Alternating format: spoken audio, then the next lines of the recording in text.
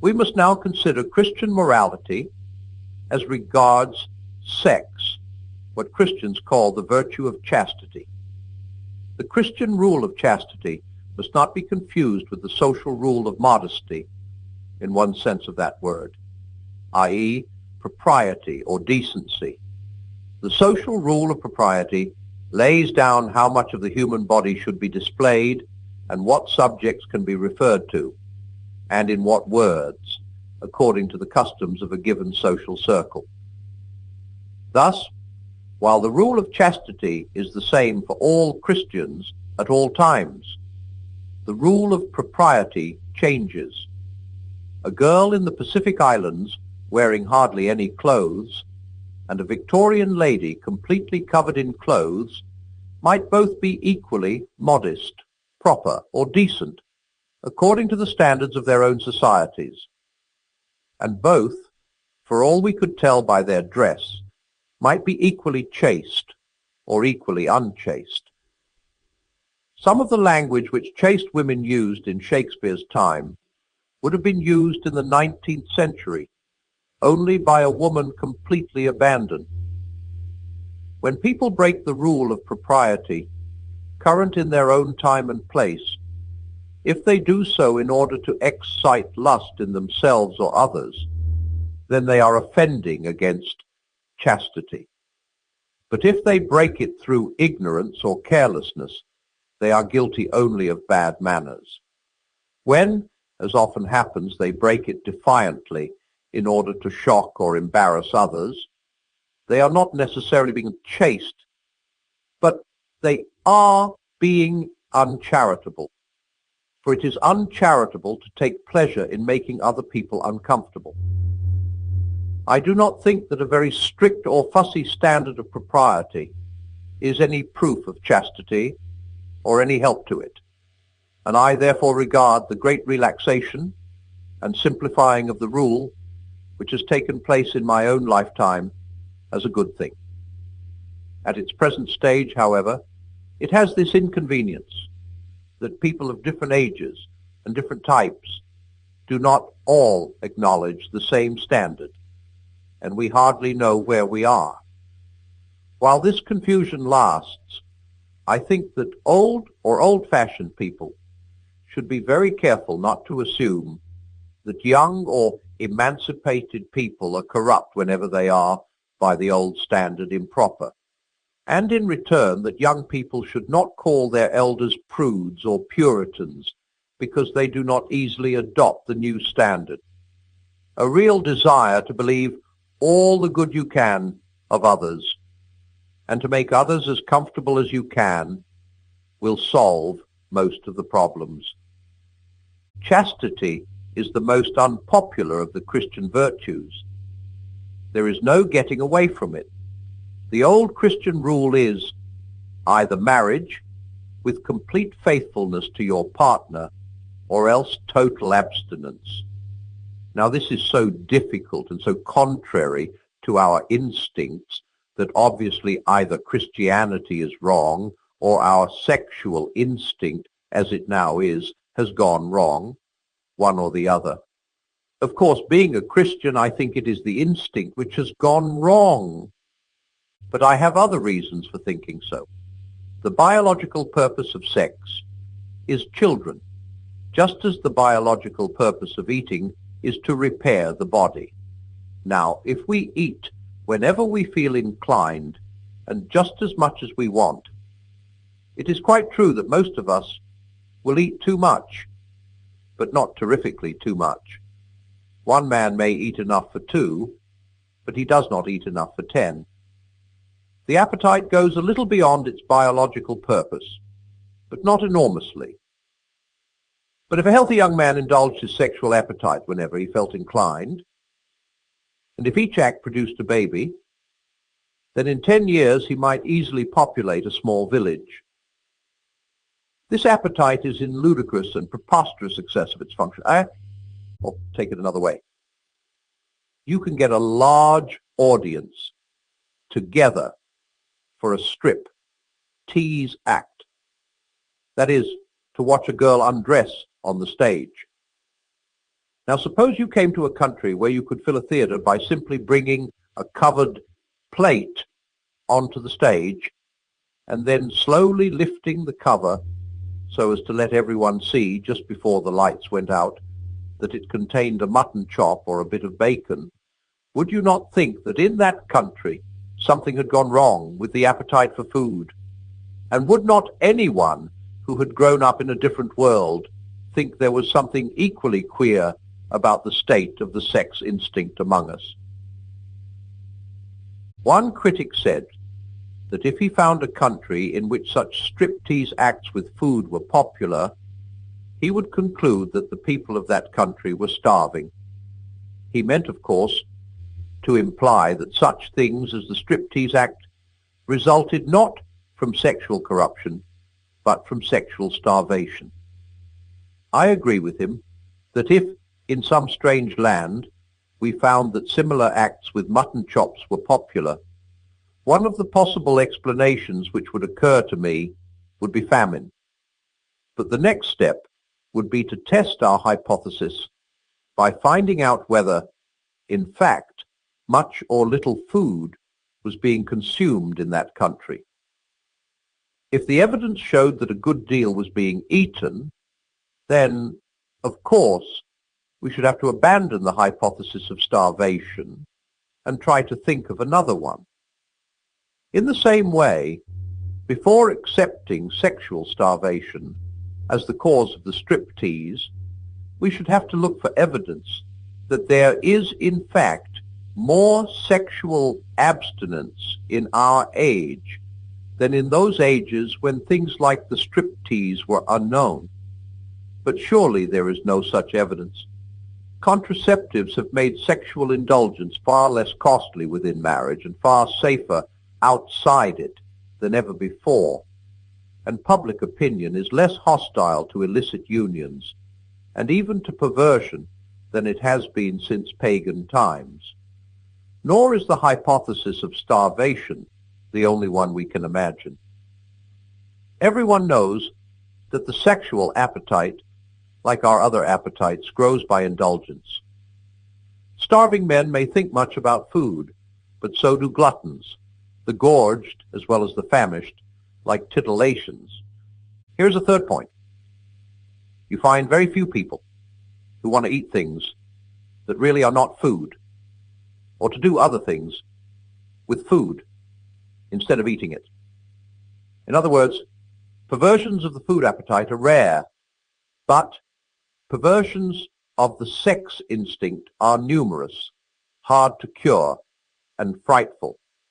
I am sorry to have to go into all these details, but I must.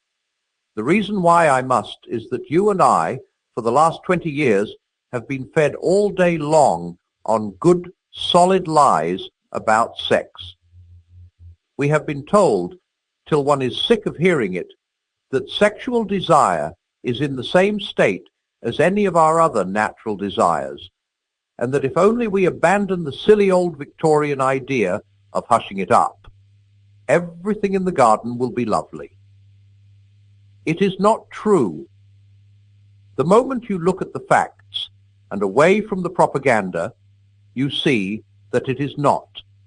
They tell you sex has become a mess because it was hushed up. But for the last 20 years, it has not been hushed up. It has been chattered about all day long. Yet, it is still in a mess. If hushing up had been the cause of the trouble, ventilation would have set it right. But it has not. I think it is the other way round.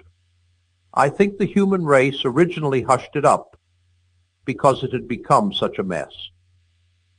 Modern people are always saying, sex is nothing to be ashamed of. They may mean two things. They may mean there is nothing to be ashamed of in the fact that the human race reproduces itself in a certain way, nor in the fact that it gives pleasure. If they mean that, they are right. Christianity says the same. It is not the thing nor the pleasure that is the trouble. The old Christian teachers said that if man had never fallen, sexual pleasure, instead of being less than it is now, would actually have been greater. I know some muddle-headed Christians have talked as if Christianity thought that sex, or the body, or pleasure were bad in themselves. But they were wrong. Christianity is almost the only one of the great religions which thoroughly approves of the body, which believes that matter is good, that God himself once took on a human body, that some kind of body is going to be given to us even in heaven, and is going to be an essential part of our happiness, our beauty, and our energy. Christianity has glorified marriage more than any other religion, and nearly all the greatest love poetry in the world has been produced by Christians. If anyone says that sex in itself is bad, Christianity contradicts him at once. But of course, when people say sex is nothing to be ashamed of, they may mean the state into which the sexual instinct has now got is nothing to be ashamed of. If they mean that, I think they are wrong. I think it is everything to be ashamed of. There is nothing to be ashamed of in enjoying your food. There would be everything to be ashamed of if half the world made food the main interest of their lives and spent their time looking at pictures of food and dribbling and smacking their lips. I do not say you and I are individually responsible for the present situation. Our ancestors have handed over to us organisms which are warped in this respect, and we grow up surrounded by propaganda in favor of unchastity. There are people who want to keep our sex instinct inflamed in order to make money out of us. Because, of course, a man with an obsession is a man who has very little sales resistance. God knows our situation. He will not judge us as if we had no difficulties to overcome. What matters is the sincerity and perseverance of our will to overcome them. Before we can be cured, we must want to be cured. Those who really wish for help will get it. But for many modern people, even the wish is difficult. It is easy to think that we want something when we do not really want it. A famous Christian long ago told us that when he was a young man, he prayed constantly for chastity. But years later he realized that while his lips had been saying, "O Lord, make me chaste," his heart had been secretly adding, "But please, don't do it just yet." This may happen in prayers for other virtues too, but there are three reasons why it is now specially difficult for us to desire, let alone to achieve, complete chastity. In the first place, our warped natures, the devils who tempt us, and all the contemporary propaganda for lust, combine to make us feel that the desires we are resisting are so natural, so healthy, and so reasonable that it is all most perverse and abnormal to resist them. Poster after poster, film after film, novel after novel, associate the idea of sexual indulgence with the ideas of health, normality, youth, frankness, and good humor. Now, this association is a lie. Like all powerful lies, it is based on a truth, the truth, acknowledged above, that sex in itself, apart from the excesses and obsessions that have grown round it, is normal and healthy, and all the rest of it. The lie consists in the suggestion that any sexual act to which you are tempted at the moment is also healthy and normal. Now this, on any conceivable view, and quite apart from Christianity, must be nonsense. Surrender to all our desires obviously leads to impotence, disease, jealousies, lies, concealment, and everything that is the reverse of health, good humor, and frankness. For any happiness, even in this world, quite a lot of restraint is going to be necessary. So the claim made by every desire, when it is strong, to be healthy and reasonable, counts for nothing. Every sane and civilized man must have some set of principles by which he chooses to reject some of his desires and to permit others. One man does this on Christian principles, another on hygienic principles, another on sociological principles. The real conflict is not between Christianity and nature, but between Christian principle and other principles in the control of nature. For nature, in the sense of natural desire, will have to be controlled anyway, unless you're going to ruin your whole life. The Christian principles are, admittedly, stricter than the others. But then we think you will get help towards obeying them, which you will not get towards obeying the others. In the second place, many people are deterred from seriously attempting Christian chastity because they think, before trying, that it is impossible. But when a thing has to be attempted, one must never think about possibility or impossibility. Faced with an optional question in an examination paper, one considers whether one can do it or not. Faced with a compulsory question, one must do the best one can. You may get some marks for a very imperfect answer. You will certainly get none for leaving the question alone. Not only in examinations, but in war, in mountain climbing, in learning to skate or swim or ride a bicycle, even in fastening a stiff collar with cold fingers, people quite often do what seemed impossible before they did it. It is wonderful what you can do when you have to. We may indeed be sure that perfect chastity, like perfect charity, will not be attained by any merely human efforts. You must ask for God's help. Even when you have done so, it may seem to you for a long time that no help, or less help than you need, is being given. Never mind. After each failure, ask forgiveness, pick yourself up and try again. Very often what God first helps us towards is not the virtue itself, but just this power of always trying again. For however important chastity or courage or truthfulness or any other virtue may be, this process trains us in habits of the soul, which are more important still. It cures our illusions about ourselves and teaches us to depend on God. We learn, on the one hand, that we cannot trust ourselves even in our best moments, and on the other, that we need not despair even in our worst, for our failures are forgiven. The only fatal thing is to sit down, content, with anything less than perfection. Thirdly, people often misunderstand what psychology teaches about repressions. It teaches us that repressed sex is dangerous, but repressed is here a technical term. It does not mean suppressed in the sense of denied or resisted. A repressed desire or thought is one which has been thrust into the subconscious, usually at a very early age, and can now come before the mind only in a disguised and unrecognizable form. Repressed sexuality does not appear to the patient to be sexuality at all. When an adolescent or an adult is engaged in resisting a conscious desire, he is not dealing with a repression, nor is he in the least danger of creating a repression.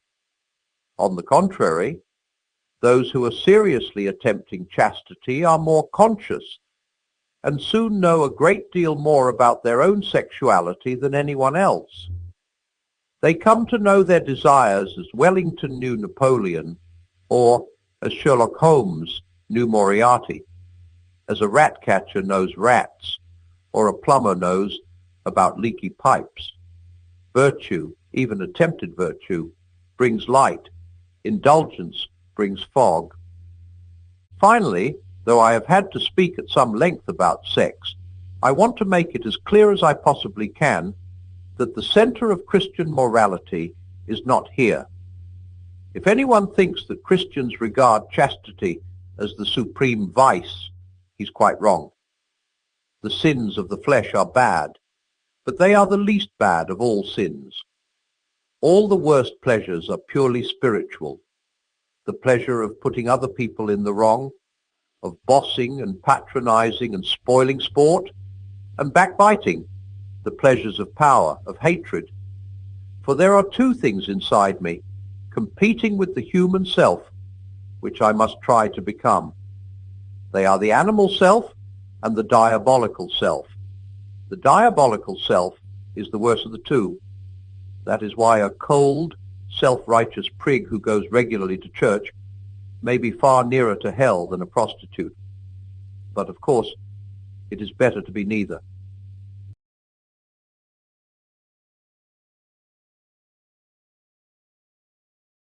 I find a good many people have been bothered by what I said in the last chapter about our Lord's words, "Be ye perfect." Some people seem to think this means, unless you are perfect, I will not help you. And as we cannot be perfect then, if he meant that, our position is hopeless. But I do not think he did mean that. I think he meant, the only help I will give is help to become perfect. You may want something less, but I will give you nothing less. Let me explain. When I was a child, I often had toothache, and I knew that if I went to my mother, she would give me something which would deaden the pain for that night and let me get to sleep. But I did not go to my mother, at least not till the pain became very bad. And the reason I did not go was this.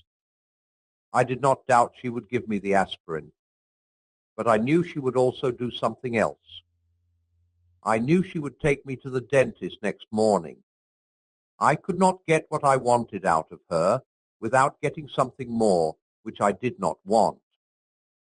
I wanted immediate relief from pain, but I could not get it without having my teeth set permanently right. And I knew those dentists. I knew they started fiddling about with all sorts of other teeth, which had not yet begun to ache. They would not let sleeping dogs lie. If you gave them an inch, they took an ell. Now, if I may put it that way, our Lord is like the dentists. If you give him an inch, he will take an ell. Dozens of people go to him to be cured of some one particular sin, which they are ashamed of, like masturbation or physical cowardice, or which is obviously spoiling daily life, like bad temper or drunkenness. Well, he will cure it all right, but he will not stop there. That may be all you ask, but if once you call him in, he will give you the full treatment. That is why he warned people to count the cost before becoming Christians. Make no mistake, he says, if you let me, I will make you perfect. The moment you put yourself in my hands, that is what you are in for. Nothing less or other than that. You have free will, and if you choose, you can push me away. But if you do not push me away, understand that I am going to see this job through. Whatever suffering it may cost you in your earthly life, whatever inconceivable purification it may cost you after death, whatever it costs me, I will never rest, nor let you rest, until you are literally perfect, until my Father can say without reservation that he is well pleased with you, as he said he was well pleased with me. This I can do and will do, but I will not do anything less. And yet, this is the other and equally important side of it. This helper who will, in the long run, be satisfied with nothing less than absolute perfection, will also be delighted with the first feeble, stumbling effort you make tomorrow to do the simplest duty. As a great Christian writer, George MacDonald, pointed out, every father is pleased at the baby's first attempt to walk. No father would be satisfied with anything less than a firm, free, manly walk in a grown-up son. In the same way, he said, God is easy to please, but hard to satisfy. The practical upshot is this. On the one hand, God's demand for perfection need not discourage you in the least in your present attempts to be good, or even in your present failures. Each time you fail, he will pick you up again.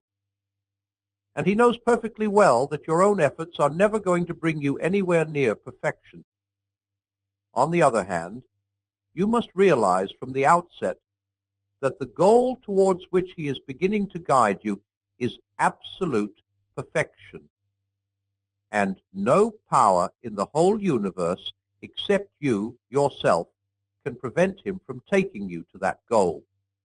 That is what you are in for. And it is very important to realize that.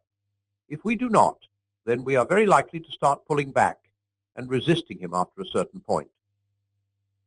I think that many of us, when Christ has enabled us to overcome one or two sins that were an obvious nuisance, are inclined to feel, though we do not out it into words, that we are now good enough. He has done all we wanted him to do, and we should be obliged if he would now leave us alone. As we say, I never expected to be a saint. I only wanted to be a decent, ordinary chap. And we imagine, when we say this, that we are being humble. But this is the fatal mistake. Of course, we never wanted and never asked to be made into the sort of creatures he is going to make us into. But the question is not what we intended ourselves to be, but what he intended us to be when he made us. He is the inventor. We are only the machine. He is the painter. We are only the picture. How should we know what he means us to be like? You see, he has already made us something very different from what we were. Long ago, before we were born, when we were inside our mother's bodies, we passed through various stages. We were once rather like vegetables and once rather like fish. It was only at a later stage that we became like human babies. And if we had been conscious at those earlier stages, I dare say we should have been quite contented to stay as vegetables or fish, should not have wanted to be made into babies. But all the time, he knew his plan for us and was determined to carry it out. Something the same is now happening at a higher level. We may be content to remain what we call ordinary people, but he is determined to carry out a quite different plan. To shrink back from that plan is not humility. It is laziness and cowardice. To submit to it is not conceit or megalomania. It is obedience. Here is another way of putting the two sides of the truth. On the one hand, we must never imagine that our own unaided efforts can be relied on to carry us even through the next 24 hours as decent people. If he does not support us, not one of us is safe from some gross sin. On the other hand, no possible degree of holiness or heroism which has ever been recorded of the greatest saints is beyond what he is determined to produce in every one of us in the end. The job will not be completed in this life, but he means to get us as far as possible before death. That is why we must not be surprised if we are in for a rough time. When a man turns to Christ and seems to be getting on pretty well, in the sense that some of his bad habits are now corrected, he often feels that it would now be natural if things went fairly smoothly. When troubles come along, illnesses, money troubles, new kinds of temptation, he is disappointed. These things, he feels, might have been necessary to rouse him and make him repent in his bad old days. But why now? Because God is forcing him on or up to a higher level, putting him into situations where he will have to be very much braver or more patient or more loving than he ever dreamed of being before. It seems to us all unnecessary, but that is because we have not yet had the slightest notion of the tremendous thing he means to make of us. I find I must borrow yet another parable from George MacDonald. Imagine yourself as a living house. God comes in to rebuild that house. At first, perhaps, you can understand what he is doing. He is getting the drains right and stopping the leaks in the roof and so on. You knew that those jobs needed doing, and so you are not surprised. But presently, he starts knocking the house about in a way that hurts abominably and does not seem to make sense. What on earth is he up to? The explanation is that he is building quite a different house from the one you thought of. Throwing out a new wing here, putting on an extra floor there, running up towers, making courtyards. You thought you were going to be made into a decent little cottage, but he is building a palace. He intends to come and live in it himself. The command, "Be ye perfect," is not idealistic gas, nor is it a command to do the impossible. He is going to make us into creatures that can